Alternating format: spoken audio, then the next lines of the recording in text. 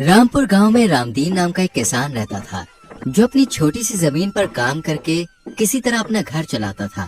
उसका बेटा भवानी भी उसके काम में हाथ बटाता था। एक दिन रामदीन 2000 रुपए लेकर शहर से खाद बीज लाने को तैयार हुआ। सोमवती, मैं दिन ढले तक वापस लौट आऊंगा, तुम चिंता ना करना। रामदीन शहर चला गया। दोपहर को सोमवती और भवानी बाहर बैठे थे, तभी सोमवती सामने देखकर चौंक पड़ी। तेरे बापू तो दिन ढले वापस आने के लिए कहकर गए थे, फिर वो इतनी जल्दी लौटकर क्यों आ रहे हैं? माँ, लगता है बापू की तबीयत कुछ ठीक सी नहीं है। घर आकर रामदीन चारपाई पर लेट गया। क्या बात है जी, क्या तबीयत ठीक नहीं है? सोमवती, मेरा दिल डूबा जा रहा है, आंखों के आगे अंधेरा छा रहा है। इतना कहते कहते रामदीन की आंखें मूंद गईं। ये देखकर सोमवती और भवानी घबरा उठे। हे भगवान, ये तो बिल्कुल ठीक ठाक घर से गए थे, फिर अचानक इन्हें क्या हो गया है? बापू, आंखें खोलो। कुछ देर बाद रामदीन ने आंखें खोली और कमजोर सी आवाज में बोला, बेटा, लगता है अब मैं नहीं बचूंगा, मेरी बात ध्यान से सुन। बापू, आपको कुछ नहीं हुआ है, आप जल्दी ठीक हो जाएंगे। बेटा, जब धन ही लुट गया तो जीने से क्या फायदा। क्या, जो रुपए शहर लेकर गए थे वो लूट लिए गए? हाँ बेटा, सुबह मैं जो 2000 रुपए लेकर घर से चला था, वो दो ठगों ने मुझसे ठग लिए। वो दोनों ठग मुझे रामगढ़ के पास मिले थे। दोनों मीठी मीठी बातें बनाते हुए मुझे बाहर वाले बाग में बने अपने घर में ले गए और अपनी बातों के जाल में फंसाकर उन्होंने मुझसे रुपए ठग लिए। बापू, तुम फिक्र न करो, मैं अभी अपने रुपए वापस ले आता हूँ। बेटा, लगता है मेरी अंतिम घड़ी आ गई है। इसके साथ ही उसकी गर्दन एक तरफ ढुलक गई। बापू, हाय, क्या हुआ? बापू! दोनों के रोने की आवाज सुनकर आसपास के लोग वहाँ इकट्ठा हो गए।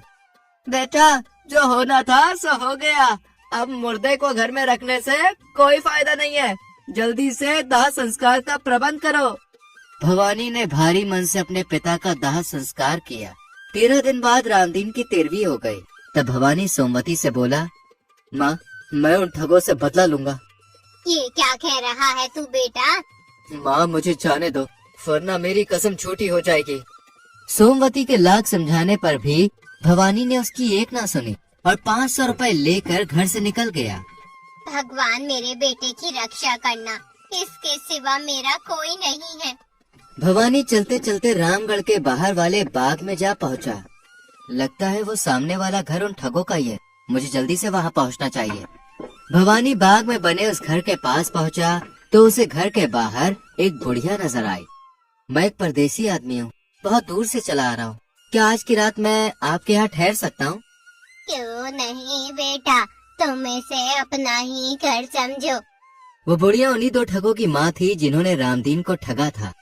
आज तो घर बैठे ही शिकार जाल में आ फंसा, इसके पास जरूर कुछ रुपया पैसा होगा। बुढ़िया भवानी को घर के अंदर ले गई और वो चारपाई पर लेटकर सो गया। जब उसकी नींद खुली तो उसने बराबर के कमरे में कुछ खुसर फुसर की आवाजें सुनी। बेटा भोला राम, लालू राम, आज कितने लोगों को तुमने ठगा है? माँ, आज तो कोई भी शिकार हमारे जाल में नहीं फंसा। पता नहीं आज सवेरे किसका मुंह देखा था, डेले की भी आमदनी नहीं हुई। घबराओ मत, आज मैंने घर पर ही एक मोटी मुर्गी जाल में फांस दी है। मोटी मुर्गी? कहाँ है वो मोटी मुर्गी? वो बराबर के कमरे में सोया है, मुझे विश्वास है उसके पास काफी धन है। तब तो मजा आ गया, देखना हम दोनों भाई उसे कैसे हलाल करते हैं। उनकी बात सुनकर भवानी सोच रहा था, तो यही है वो दोनों ठग जिन्होंने मेरे बापू से 2000 रुपए ठगे थे।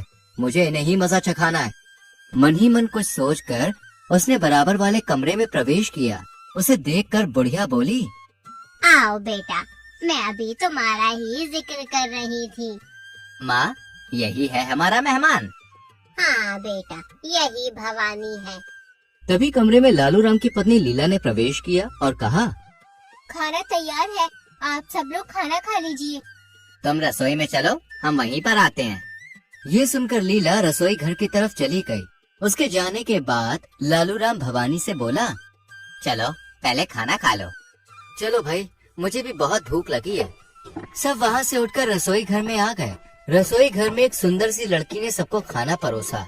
उसे देखकर भवानी बोला, जो लड़की खाना परोस रही थी वो कौन है?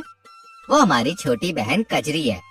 खाना खाने के बाद भोला राम भवानी से बोला, भवानी कोई कहानी या किस्सा सुनाओ जिससे थोड़ा मन ही बहल जाए। पहले आप कोई कहानी सुनाओ, उसके बाद मैं सुनाऊंगा। ठीक है, पहले हम दोनों एक किस्सा सुनाएंगे, पर हमारी एक शर्त है, और वो ये है कि हम जो भी बात सुनाएंगे उसे सुनकर तुम्हें हमारी हाँ में हाँ मिलानी होगी। अगर तुमने हाँ में हाँ ना मिलाई तो तुमको हमें 500 रुपए देने होंगे। मुझे तुम्हारी शर्त मंजूर है। ये सुनकर मन ही मन प्रसन्न होते हुए भोला राम ने कहना शुरू किया, बात उन दिनों की है जब मैं छोटा सा था। एक बार हमारे गांव में बिल्कुल भी बारिश नहीं हुई, तो गांव के सब लोग परेशान होकर मेरे दादाजी के पास आए और उनसे कहा कि किसी तरह गांव में बारिश करवाइए। मेरे दादाजी के पास एक बहुत लंबा बांस था। उन्होंने वो बांस उठाया और उसको ऊपर करके बादलों की ओर किया। दादाजी ने बांस से कई बार बादलों को हिलाया। ऐसा करते ही बारिश होने लगी। कहो भवानी, मेरी कहानी कैसी लगी? तुम्हारी कहानी तो बिल्कुल सच्ची है। मैं मानता हूँ कि तुम्हारे दादाजी के पास आकाश को छूने वाला बांस होगा। ये तो बड़ा चालाक है, मेरी झूठी बात को भी सच कह रहा है। भवानी, अब तुम कोई कहानी सुनाओ। मैं कहानी सुनाने को तैयार हूँ, पर मेरी भी वही शर्त है जो तुम्हारी थी। एक बात और, तुम्हें कसम खानी होगी कि तुम अपनी बात से टलोगे नहीं। बोलो, मंजूर है? हम दोनों देवी माँ के उपासक हैं, इसलिए उसकी कसम खाकर कहते हैं कि हम अपनी बात पर अटल रहेंगे। आज से 5 दिन पहले की बात है। मेरी पत्नी का मेरी माँ से किसी बात पर झगड़ा हो गया। उस समय मैं वहाँ पर नहीं था। मेरी पत्नी मेरी अनुपस्थिति में लड़ झगड़ कर घर से चली आई। मैं उसी को ढूंढने घर से निकला था।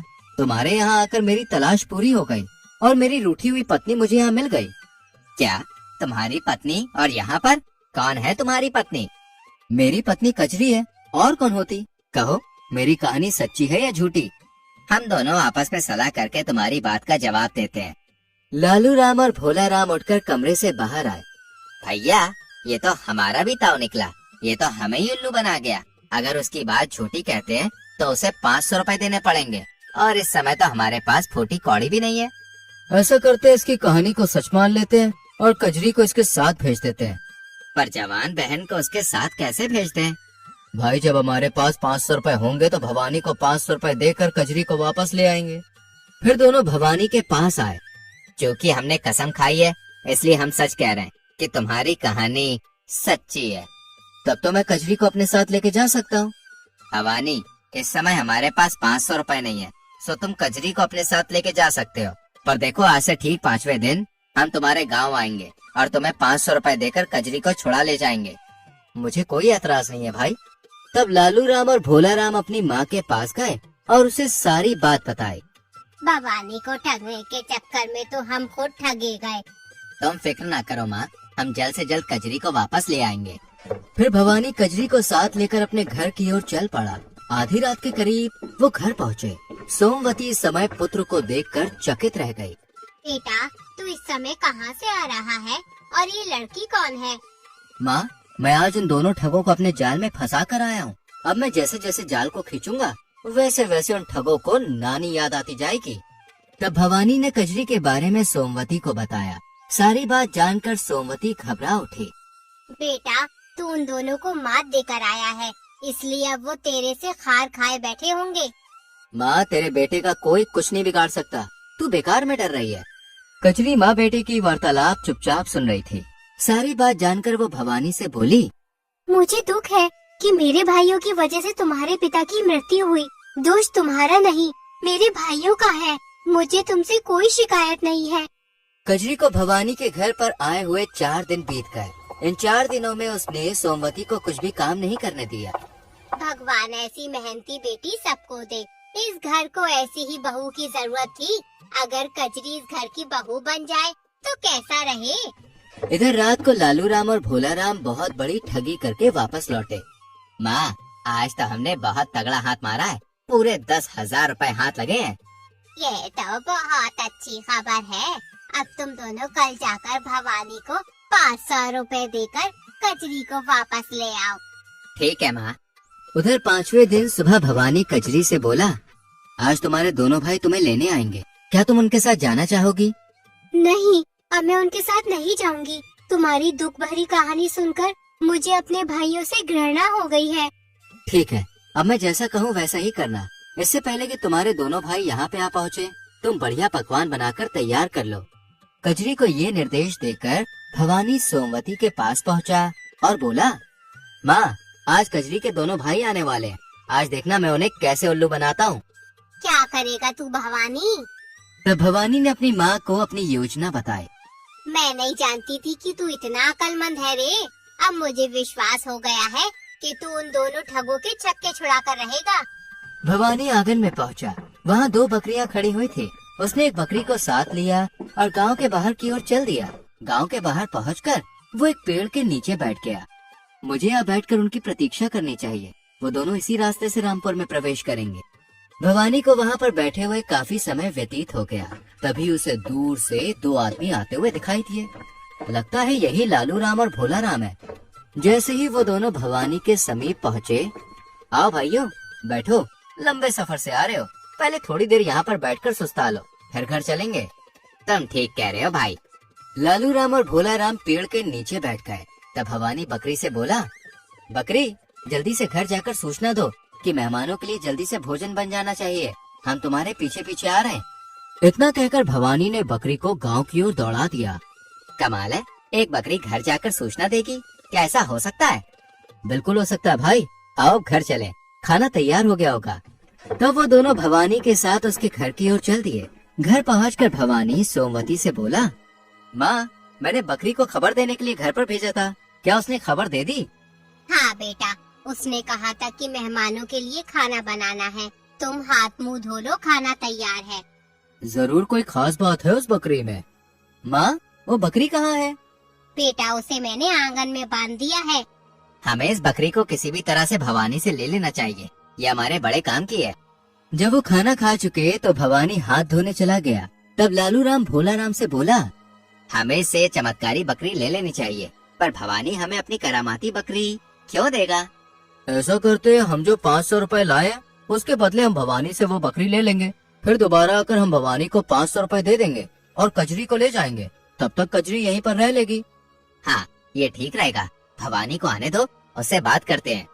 थोड़ी देर बाद भवानी आया और उनसे बोला, मैं जानता हूँ कि तुम कजरी को वापस ले जाने के लिए आए हो। लाओ 500 रुपए निकालो। भवानी, हम 5 दिन बाद कजरी को लेने आएंगे। एक काम करो, इस समय तुम हमसे 500 रुपए लेकर अपनी बकरी ही दे दो। पर मैं अपनी बकरी तुम्हें कैसे दे सकता हूँ? वो तो मेरे बड़े काम की है। लालू राम और भोला राम ने भवानी से काफी मिन्नतें की। तो भवानी बोला, जब तुम मुझसे इतनी विनती कर ही रहे हो तो ठीक है, लाओ 500 रुपए निकालो और बकरी को ले जाओ। लालू राम ने फौरन जेब से 500 रुपए निकालकर भवानी को दे दिए। बकरी को लेकर वो दोनों वहाँ से चले गए। तब भवानी कजरी से बोला, देखा कजरी, तुम्हारे भाई तुम्हें छोड़कर बकरी खरीद कर चले गए। मुझे लज्जित ना करो और मेरे खुदगर्ज भाइयों का मेरे सामने नाम तक न लो।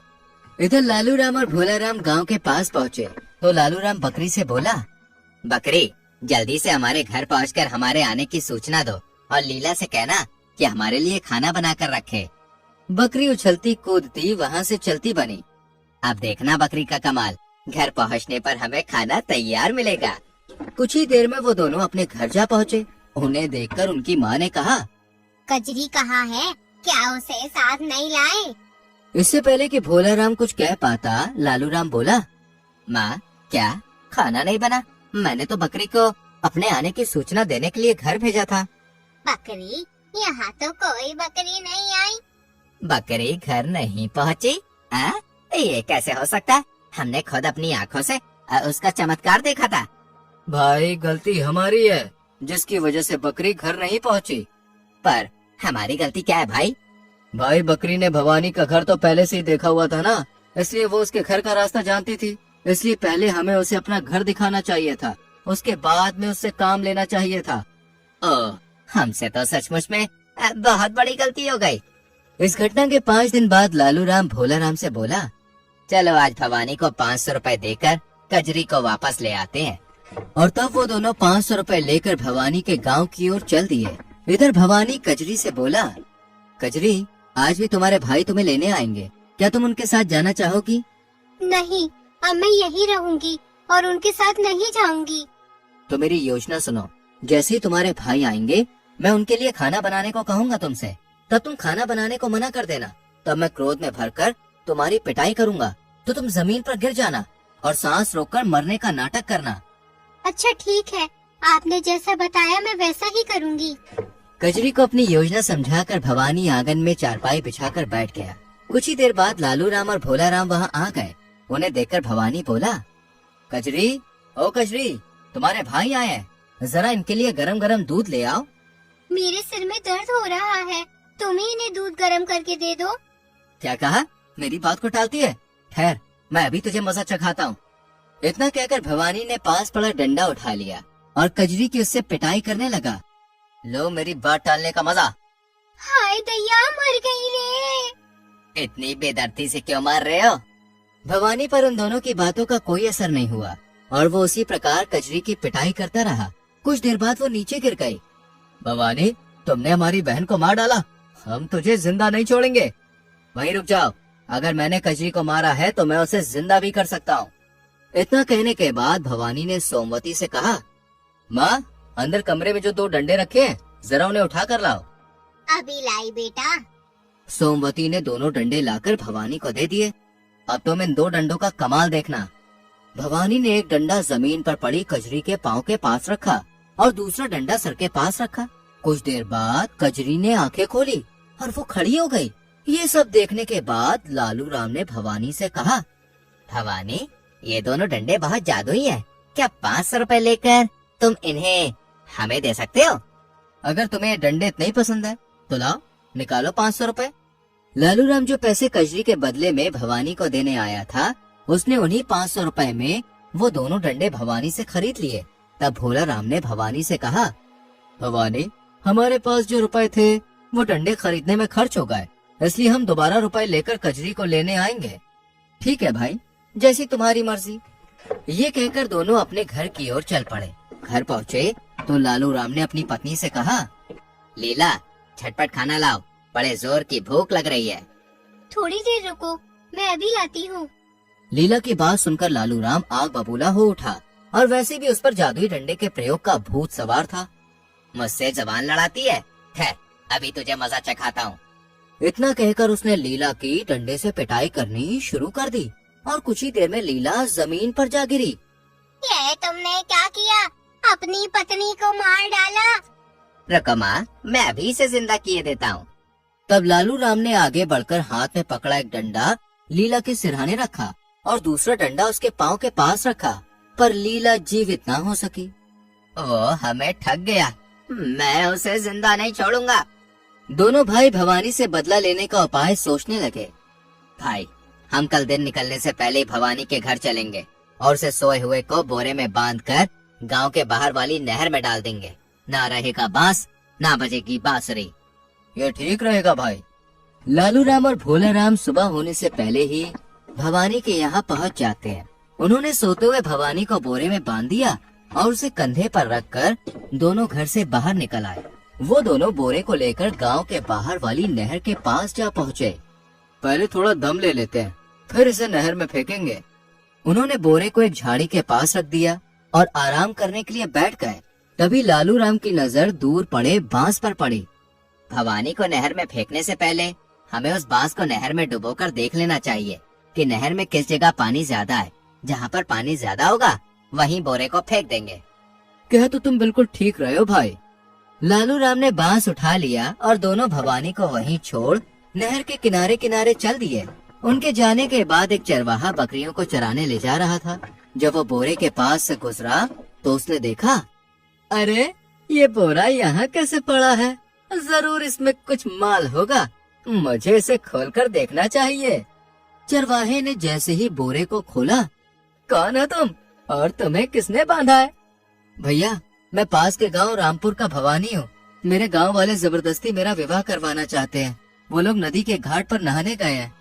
पर तुम विवाह क्यों नहीं करवाना चाहते? मैं कुछ कमाता धमाता नहीं हूँ, सो पत्नी को कहाँ से खिलाऊंगा, इसलिए मैं विवाह नहीं करवाना चाहता अपना। भैया, तुम्हारा विवाह हो गया क्या? अरे मुझ चरवाहे को कौन अपनी बेटी देगा, ऊपर से मैं गरीब भी हूँ।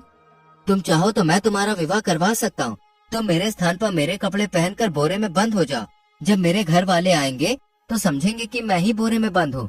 बस वो तुम्हें उठाकर लड़की वालों के यहाँ पहुँचा देंगे, तब तुम्हें मेरी जगह देखकर वो लोग चौंकेंगे जरूर, पर फिर कोई चारा न देखकर लड़की के घर वाले तुम्हारे साथ ही लड़की का विवाह कर देंगे। बाद में तुम मुझसे अपनी भेड़ बकरियां ले जाना।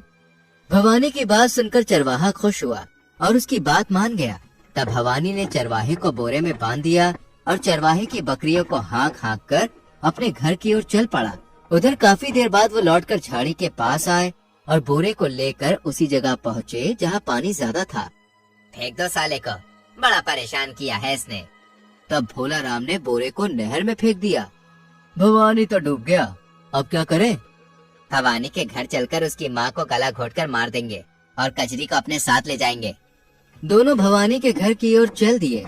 इधर भवानी बकरियां लेकर घर पहुंचा तो उसकी माँ ने पूछा, अरे इतनी बकरियां कहाँ से ले आया? माँ, ये कजरी के दोनों भाइयों की मेहरबानी है। तब भवानी ने अपनी माँ को सारी बात बताई और जाकर चारपाई पर बैठ गया। तभी लालू राम और भोला राम वहाँ पर आ पहुँचे। अरे ये यहाँ पर कैसे? इसे तो हम बोरे समेत नहर में फेंक कर आए थे। कहीं ये भवानी का भूत तो नहीं? अभी वो दोनों आश्चर्य में डूबे हुए खड़े ही थे कि भवानी ने कहा, तुम लोगों के कारण आज मुझे इतनी सारी बकरियां मुफ्त में मिल गईं। वो कैसे भवानी? वो ऐसे कि जिस स्थान पर तुमने मुझे फेंका था उस जगह पर नहर के अंदर खूब सारी बकरियां थी। मैं सबको हाँक हाँक कर अपने घर ले आया, पर तुम लोगों से एक बहुत बड़ी गलती हो गई। तुम लोग जरा मुझे और आगे नहर के पानी में फेंकते तो बस भाई मजा ही आ जाता, क्योंकि जहाँ मैं नहर में गिरा था उससे कुछ ही आगे बढ़िया नस्ल की खूब सारी गाय भी थी। इन बकरियों की जगह अगर मैं उन दुधारू गायों को लेकर आता तो ज्यादा फायदे में रहता। भवानी से सारी बात सुनकर लालू राम उससे विनती करते हुए बोला, अब कुछ हमारा भी भला कर दो भाई। मैं तुम्हारा किस प्रकार भला कर सकता हूँ? जिस प्रकार हमने तुम्हें फेंका था उसी तरह तुम भी हमें बोरी में बंद करके नहर में फेंक दो, ताकि हम भी नहर में से गाय और भेड़ बकरियां ले आएं। ठीक है भाइयों, जैसी तुम्हारी मर्जी। तब लालू राम और भोला राम भवानी के साथ नहर की ओर चल पड़े। नहर पर पहुंचकर भवानी ने झटपट दोनों को बोरे में बांधा और दोनों बोरियां नहर में फेंक दी। जाओ कमबख्तो, यही तुम्हारी सजा है। जब दोनों बोरियां नहर में डूब गई तो भवानी घर वापस लौट आया। घर पहुंचकर भवानी ने सोमवती से कहा, माँ, मैं अपनी कसम पूरी कर आया हूँ। आज लालू राम और भोला राम को उनकी करने की सजा मिल गई है। वो कैसे बेटा? तब भवानी ने माँ को सारी बात बताई। अपने भाइयों का हाल सुन कजरी रोने लगी। रो नहीं कजरी, उन्होंने जैसा किया था बदले में वैसा ही पाया है।